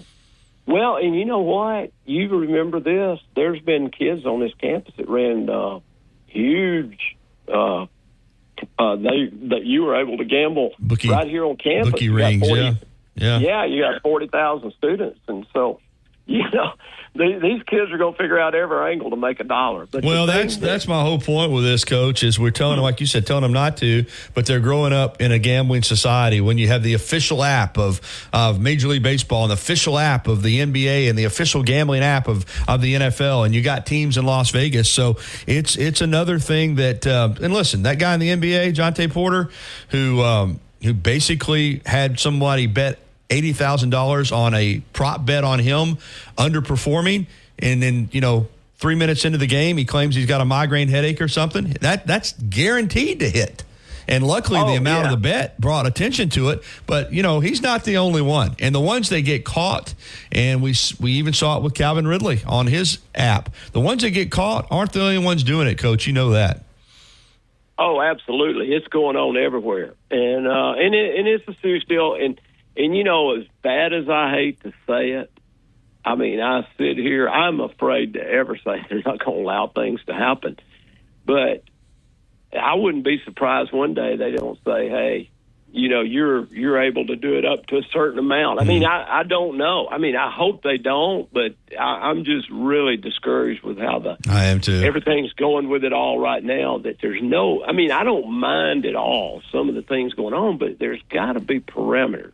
And poor NCAA right now, they just got no parameters because every time they try to make a move on something, they get shot down. Absolutely. They're powerless at this point. So, Coach, I'm up against the clock, man. But man. But awesome visiting with you. And I guess we just, the fun part of it is when they run out on the court or they run out on the field, we still enjoy the games. And I guess that's what keeps us all engaged because there's a lot of stuff going around on the periphery, that's for sure. Thanks, Coach. 40% off all of our other colors. Shop the sale online or visit your neighborhood Sherwin-Williams store. Retail sales only. Some exclusions apply. See store for details.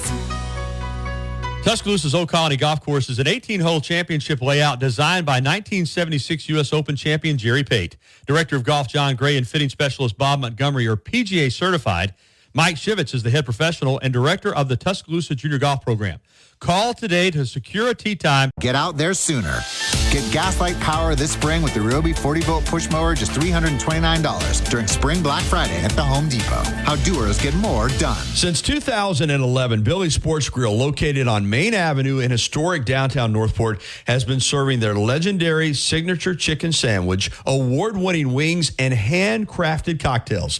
Billy's is also the spot to watch all your favorite sporting events with big screen, high-definition televisions, both dining rooms, at the bar, and outside on the beautiful patio. Come by and say hello to Kim and Lisa, the Billy's Management Dream Team. Billy's, good food, good friends, and good time. Tide 100.9 Tuscaloosa weather. A warm day today with a mixture of clouds and sunshine. A few scattered showers or storms are possible this afternoon and tonight. The high today 85, tonight's low 65. Tomorrow mostly cloudy. Again, the chance of a few scattered showers. The high 83. I'm James Spann on the ABC 3340 Weather Center on Tide 100.9. It's 78 degrees in Tuscaloosa. Catch every game and every moment right here. This is your home of Alabama sports. Tide 100.9 and streaming on the Tide 100.9 app.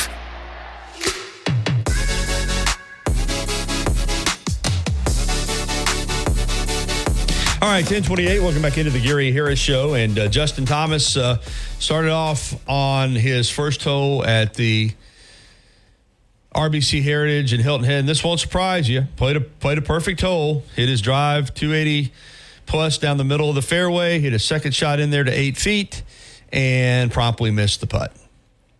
Good news is he bounced back with a birdie on the par 5 second hole, which most of those guys going to birdie, and he did it because he didn't have to make a putt. He hit his tee shot 306 yards, left him 238. He hit his second shot 260, left fairway, left him 69 feet just off the green, and he either chipped or putted. I don't know, one or the other, but he got it into 2 feet 8 inches. So he had basically a 2.5 footer. Those he can make. Most of the time. So the key for him is, when is he going to start making some birdies that don't involve getting it right up next to the hole? And if he can do that, I still think he hits it well enough. I think he's going to get his iron play figured out. He's now playing the third hole, and unfortunately, he hit his drive 297, it says, to the left tree outline. So I don't know if that means he's in the trees or he's just on the edge. But that's another issue he's had all year. And really the last couple of years, which he's been in the slump, Justin, is he'll make a birdie, he'll follow it up with a bogey. How many times have you seen that on his scorecard? Bunch of times. We saw that at the Masters. He just can't get a rhythm. He just can't rattle off those birdies. When he first came out on tour, this is a guy who made 3, 4, 5, 6 birdies in a row. Seriously. So anyway, all right, we got to get to the break. Trade in any iPhone in any condition for a great deal on iPhone 15 Pro with unlimited Ultimate and all the storage you need. Get the network you want on the iPhone you love, only on Verizon. If you haven't already, you've got to try Tuscaloosa's unique breakfast, brunch, and lunch concept, Brick and Spoon, downtown Tuscaloosa at Timerson Square. It's fresh food with a Cajun flair, featuring a full bar with build-your-own Bloody Marys and mimosas. Open daily, 7 a.m. until 2 p.m., available for after-hours events, rehearsal dinners, receptions, and birthdays. They offer brunch and lunch catering. Call Brick and Spoon at 205-345-5551 for more information. Covering University of Alabama sports, as well as the national and local scene as well. The Gary Harris Show, only on Tide 100.9 and streaming on the Tide 100.9 app.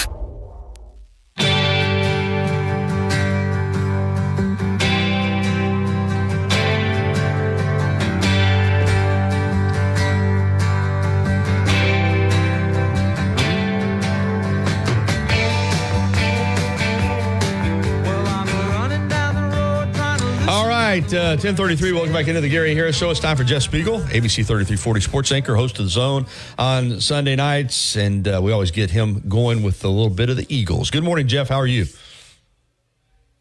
Oh, let me punch you through. Hold on, Jeff. Got you. Good morning, Jeff. Let's try this again. How are you? Yeah, I'm really good. Taking it easy here in Birmingham. I'm at the Alabama Historical Radio Society meeting. Wow. And, radio's got a great history here in Birmingham with the great stations, WVOK, WSGN, all those powerhouse AM stations in the early 70s and 60s and all that. So I'm around here looking at old equipment and talking to some old radio fans. Wow, that is cool. Yeah, it's really cool. Something else that's cool always in this state is Alabama football. Kalen DeBoer's first spring is in the books. 15 practices capped off by last Saturday's 8A game. The white team made up of the offense beat the crimson team made up of the defense 34-28. What were your takeaways from the game and from the first spring under Kalen DeBoer? Well, I thought the first half was, pretty entertaining. The second half, it kind of dragged a little bit for me. And, it kind of looked like the team lost a little interest. There were some drop passes, which led to some of those defensive 3-and-outs, which made the game probably a whole lot closer than it should have been. The offense won, but the defense got some, I think they had 7 straight 3-and-outs or something like that, in the second half. But look, I think there's a lot of talent out there. I'm not ready to put a win total on how they're going to do, but certainly they've got some guys who can make some plays. Bernard impressed me, a wide receiver. The running backs were impressive, and then we'll see what they get from this transfer portal, but it's certainly going to help when they get the left tackle back and kind of paving the way there. Yeah, no doubt about it. Basketball-wise, 5 Alabama players, 5 players on the final, on the Final 14 from 2024 are in the portal. Mark Sears is going into the draft, but he is keeping his college eligibility. This is where we're at now, and I've been saying that I think Nate Oates is the perfect coach for the modern game because he understands it's roster management from year to year. And I know some of this has to do probably with Alabama coaches, with Nate Oates maybe wanting guys to move on and look elsewhere. But already to have 5 players in the portal just, a couple of weeks after you went to the Final Four is, I guess it's just a testament to where we're at with college basketball. Sure. I mean, I'd like to take those 5 guys and take them to the UA Rec Center and try to take some money off some people. That'd be a good little team, wouldn't it? It would be. But no, I mean, I think, you look at that and the biggest surprise, Gary, is Rylan Griffin. I mean, that one threw me for a loop. I mean, I was stunned, when I saw that. But that's kind of where we are. I mean, that they see opportunities in this NIL era, see some opportunities to make a little bit more money. And I don't know the full story behind Rylan's departure. I've heard whispers that Kansas is maybe interested in him and Pringle as well. But, Griffin was the one that really threw me for a loop. Pringle, I don't think they're going to miss that much. Pringle appeared to be a lot more trouble than he was worth, this season. And, but you're right. And some other guys are just not going to fit, in Nate Oates' future plans. But the Griffin one, there really was a head scratcher to me. Yeah, I think it's just a combination of things with him. I'm told it's, some of it is an NIL opportunity. Some of it, believe it or not, Jeff, is he had told some people that he wanted to develop his complete offensive game, meaning that he feels like the mid-range is a strength of his, and he didn't get to shoot enough of those here. So, you run him down the floor and you shoot threes and layups, but for some people that's not good enough. So I guess he's looking at expanding his game. Johni Broome staying at Auburn. I guess that's also a testament to where we're at in college basketball. This is a guy who we thought might leave last year, but when you look at him, honestly, Jeff, he's a really, really good college player. He's a fringe NBA guy. That's just the reality of it. So, if he can stay at Auburn, make another big NIL paycheck, why not? I guess, because that's what he's doing. Right, and I know we're going to talk about Mark Sears, but that's kind of the same way with Mark Sears. Mm-hmm. I mean, he can make some NIL cash that will probably rival second round money, and so I mean, what's he going to do? Is he going to take a risk on not being drafted and then go play in Europe somewhere or come back to Alabama? And for Johni Broome, I mean, there's that, there's the NIL that's kind of dangling there. But also I think there's an opportunity to just take care of some unfinished business. Who wants to go out like that, losing to Yale in the first round of the NCAA tournament? And they've got a good core group of guys that are coming back. I mean, you look at their starting lineup, and they get Pegues coming in from Furman, who's a really good player. And then you've got, the shooting guard, Denver Jones. You got Chaney Johnson at the power forward. You got Broome, and then you got Chad Baker-Mazara coming back. That's a pretty good starting 5, I think, that could rival anyone in the SEC. Broome elevated his game tremendously in the past year. Incorporated the 3-point shot into his game. It became really good at that. Great post moves down low. So I think Auburn's loading up to make a run. They look at what Alabama did, and they go, all right, time for us to answer. Let's load up and let's go. On Sears, now, here's where I think the difference is with he and Broome. Sears did make it to a Final Four. He's a 6-foot guard. He's going to be 6 feet this time next year. And I can't imagine him having a better year statistically than he just had. I mean, the guy's 21 points a game. He grabbed over 4 rebounds, several assists a game. Now, listen, you're right. There could be an NIL package for him at Alabama, but if he wants to pursue professional basketball, I just think that the timing might be better for him than Broome. Jeff, what do you say to that? I would say that's true. I would say the only way he comes back is if they sweep that NIL package, tremendously. Now, he could come back and, take him to another Final Four because, Nate's going to have some pretty good pieces around him. And so that, that may be what he's looking at too is, I want to come back. I want to finish this deal.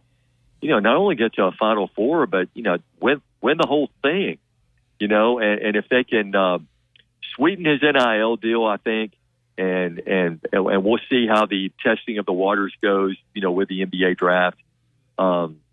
It'd be huge if they could bring him back. Jeff, let's move on to a big week in the state of Alabama because it's race week. The Geico 500 on Sunday at the world's fastest speedway, Talladega Superspeedway. It doesn't seem like, and I talk about it on my show with Matt Coulter every week, but it doesn't seem like we talk as much NASCAR as we once did in this state. But this is still a huge week, although unfortunately the weather forecast for Sunday stinks right now. But I know it's still a big deal. It should be, at least, that Talladega hosts 2 NASCAR races every year, and the first one's coming up on Sunday. Yeah, it is one of those things. I think NASCAR took a dip, in terms of interest and attendance and all that. Now, the hardcore fans, have been with it from the word go. It took a little dip, and then Netflix came out with, kind of a behind-the-scenes kind of thing, similar to what they did with the PGA Tour. And that kind of jacked up the interest, to the to those outside of the hardcore circle, and kind of got more eyes on NASCAR that maybe weren't on there before. And I've always said this, that the Talladega races and the Daytona races are the most exciting races of the year to me, and there's so much drama and so much, edge of your seat kind of things that happen during those races that, that's why of all the races during the year, I mean, those are the ones that are the higher rated.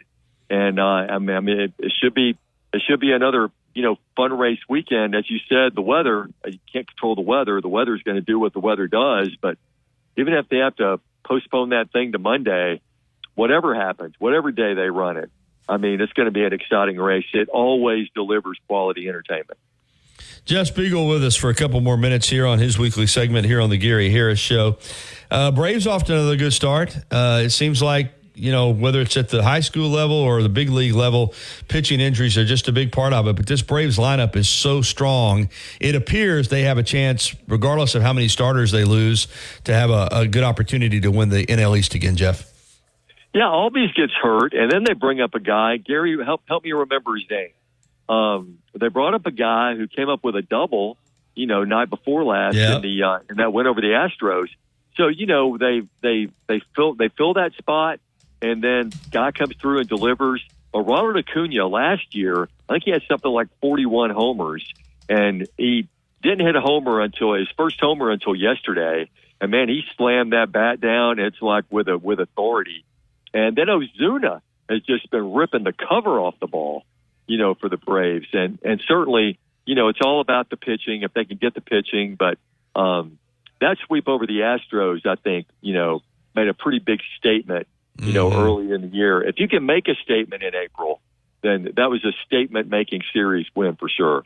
I know one thing. You guys make a statement every Sunday night on The Zone and, tell people when they can catch at what time. And also, if you want to give out your Twix handle, X/Twitter, go ahead. Yeah, it speaks 3340, and The Zone is Sundays at 10:30 on ABC 3340. And, we've got a very devoted fan base to that show, and we appreciate them so much and appreciate the plug you give us every week on this show too, Gary. Hope you have a great day. Thank you, Jeff. All right, 10:45 here on the Gary Harris Show, and I have got a dentist appointment, and it's at 11 a.m. I had to take it at 11 a.m. So we're going to come back, and I'll stay with us through the break. I'll still have time to get there, and then we'll get you into the final segment, and then Justin will close out the show. But we'll be right back after this. Los Tarascos has been serving Mexican favorites like burritos, fajitas, and quesadillas since 1999. Their new location is at 4100 Owen Parkway in Northport. And, of course, you can find Los Tarascos in Tuscaloosa at 110 Skyland Boulevard. The bar areas feature big screen television so you can enjoy your favorite sporting events. Los Tarascos features daily Happy West. Krispy Kreme is open 7 days a week. To see our complete donut, coffee, and espresso menu, visit our website at KrispyKremeTuscaloosa.com. Krispy Kreme, hot now and anytime. Life doesn't wait for when your finances are in perfect order. It just happens. But no matter what surprises come your way, Alabama Credit Union will be here to help make it affordable with great personal loans, mortgages, and auto loans. They offer an easy application process and fast decisions so you can stay focused on feeling good about whatever life brings your way. Alabama Credit Union will be here to help make it affordable with great personal loans, mortgages. Offer available April 1st through 30th. Visit johndeere.com to find your local dealer. For complete finance details, please call toll-free 1-800-226-8903. As much as Innisfree has evolved, it will always be that place to escape and have a good time. Whether it's for a game day weekend, to reminisce on college days, or to create new memories, if you're looking for a good time, there's only one thing to do. Head to the Free at 1925 University Boulevard. And don't forget about the Lucky Lunch Meat and 3 special. Monday through Friday from 11 a.m. until 2 p.m. Get a meat and 3 vegetables for just $8.49. Or for a lighter appetite, try the Lucky Lunch soup, salad, or sandwich combo. I'll see you at the Free. Tide 100.9 Tuscaloosa weather. A warm day today with a mixture of clouds and sunshine. A few scattered showers or storms are possible this afternoon and tonight. The high today 85, tonight's low 65. Tomorrow mostly cloudy.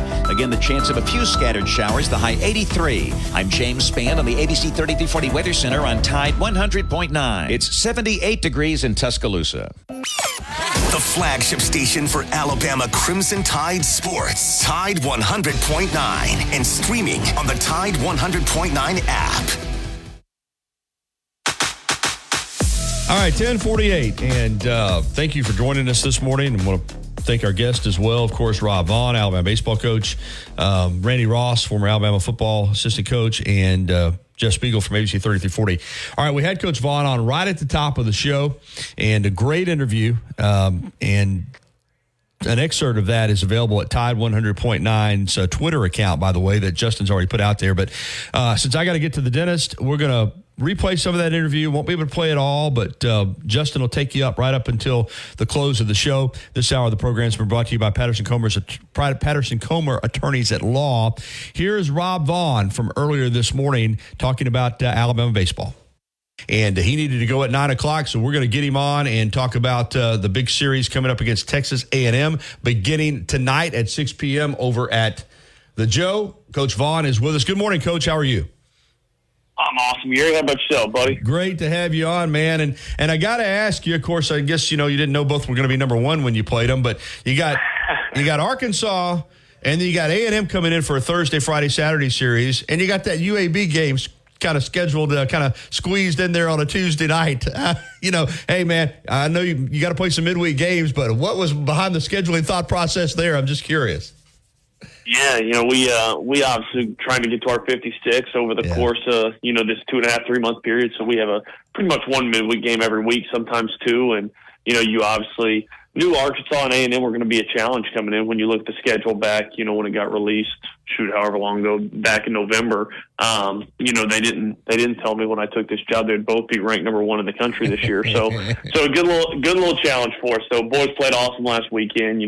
Didn't love. We just didn't execute on Tuesday. I thought the focus was good. I thought the intensity was good.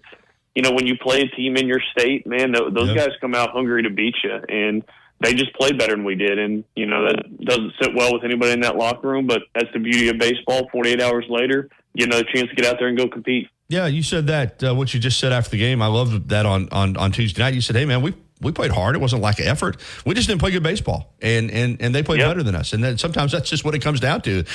Guys went out there. They want to win. It wasn't like they said, well, you know what? We played Arkansas. We got A&M coming here, so let's just cash it in. Let's just mail it in tonight. That wasn't the case at all. They just got outplayed. No doubt, and you're going to get that, I've been at that when I was at Maryland. It was kind of the same way when you play these other in-state schools. It's a big game for them, and you're going to get the best version of their team. That's just the way it works, and they had some arms come in there. We got after their starter pretty good, hit 2 quick homers, and we're playing good. And then, we went to the bullpen, and the guys they brought in, the 3 arms they pitched, had big-time stuff. I mean, all 90-94, just a little bit erratic. And on Tuesday night, they were not erratic. They threw a ton of strikes, and it was kind of a tight game there back and forth, and they pull away there in the 5th, and we just couldn't quite get anything going. So, like you said, I think you're right on. I thought the effort was good. I thought the intensity in the dugout, I didn't think – I thought against South Al the week before, I didn't think we played the way that I want to play. This one, right. we had all the right stuff behind it. We just didn't execute, didn't run off good enough at bats, really is what it boiled down to on Tuesday night.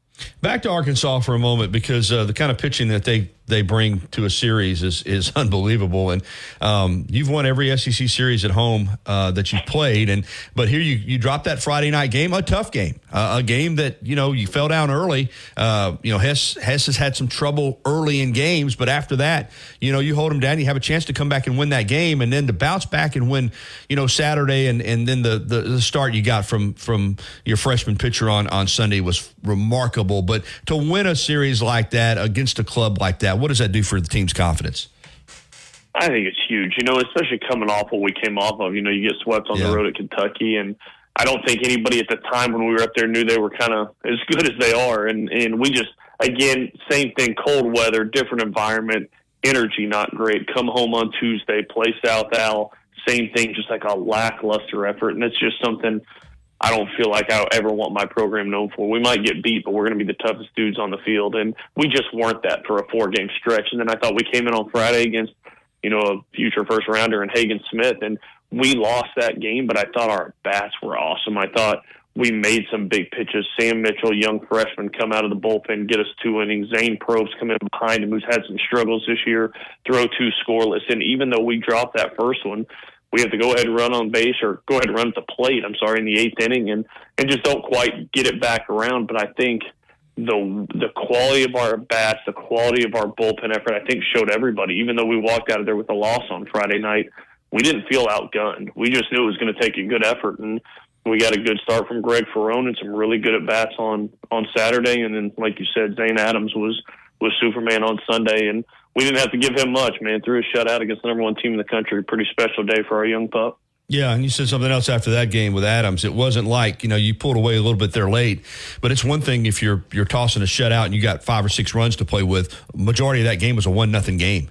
And for him to go out there every bottom half of an inning clinging to a 1-run game and pitch like that, and the guy's a freshman, unbelievable, really. No doubt. And I think that's what Zane's just got such a slow heartbeat, man. He does not – the game doesn't get big. Like you say, he's making big pitches, get out of innings. The most you'll get out of him is a small little fist pump. Like, that dude is just level as it gets. And you're exactly right, man. It's a 1-0 game there until the 7th inning when we pulled away a little bit. And it's one bad pitch. And really, he only had 1 inning. He had to navigate some trouble, a little bit self-inflicted, got behind in some counts, 1st and 3rd 2 outs, induced a fly out. And outside of that, man, that guy didn't even pitch in a jam much, But once we were able to get him to 3, you could breathe a little bit, and then when we tacked the other 2 on to get it to 5 with AD coming in the 9th, you felt pretty good about things. Yeah, and how big was that for Alton Davis, who had a little bit of a struggle lately to come in there in the 9th and close it out? Yeah, his stuff just keeps getting better and better every outing. He obviously, you're pretty juiced up. It's a night game. It's Arkansas. They play start flashing the lights for him coming out of the pen. Eminem Till I Collapse starts blaring over the speakers. I got the video going, and the first bolt he comes out is 98, and he hadn't been that firm all year. He's been 91, 94 for the most part all year. And when I saw the first fast fastball in 98, I said, "Oh boy, we're gonna have some fun tonight." So he was good, man, and I think that's just huge for him. He's just such a great kid, man, unselfish kid. Who knows what the future holds for AD? I could very easily see him being in the mix to start if we have something else happen this year, or be in the mix to even start next year. But, man, he is so valuable in that closing role. It's hard to get those last 3 outs, especially in SEC play, and to have a guy like him kind of waiting in the wings on the back end gives us a lot of comfort. All right, let's get to the series against A&M. It begins tonight, and you're doing what you've done all year. You're going to keep Hess on Friday, which means Ferrone goes tonight, and, of course, Adams goes on Saturday. This A&M club probably doesn't have the caliber of starting pitching that Arkansas does. They're good, but I don't know that anybody does, what Arkansas runs out there. But they're offensively, they got some pop. So pitching's critical. Starting pitching's critical, and you turn to Ferrone tonight and give him the ball for game 1. Yeah, it kind of worked out well, in hindsight, looking back. Greg was throwing the ball really well last Saturday and started having some lower body cramps, just was cramping up a little bit, so we ended up pulling him out of the game. But the blessing in disguise, he only threw 70 pitches. So as it came time to say, hey, who do we want to have short, it became pretty easy with Greg having a lighter workload last week to bump him up. And you hit the nail on the head. I think Arkansas's pitching staff, I basically was joking. I was like, I'm basically throw this scouting report away because the scouting report on every guy coming in is it's 94 to 97. So they're going to bring, when that guy gets tired, they'll bring in another one doing that. And, A&M's just quality, man. Ryan Prager is going on Friday. Just a pitch ability lefty. It's going to be 90-92. Good stuff, can pitch. Some velo. There's a Jacksonville State transfer going Saturday. So a familiar face in him at least. And then, so there's some power there. There's not. I feel like Arkansas's got 15 arms like that, whereas A&M maybe has 12, but they're still really good. But I think you hit the nail on the head. This is a very different challenge because I felt like, as good as some of Arkansas's hitters aren't, as elite as their defense is, you felt like you could kind of control the lineup a little bit. If you didn't put them on for free, you felt like you could kind of make some pitches, and if you can navigate that thing. Man, A&M's just got depth in that lineup. They've got a future first rounder and basically their freshman third baseman, Gavin Grahovic, who's having a big time year. Jace Lavalette, who's going to be one of the first picks of the draft next year. Braden Montgomery, who's going to be one of the first picks of the draft this year. Like, there's just some power out of the chute. And if you look at the last 5 or 6 games, they just swept Vanderbilt last weekend. And the key to all those weekends is they got off to good starts. They got off to scoring 3, 4, 5 early in that.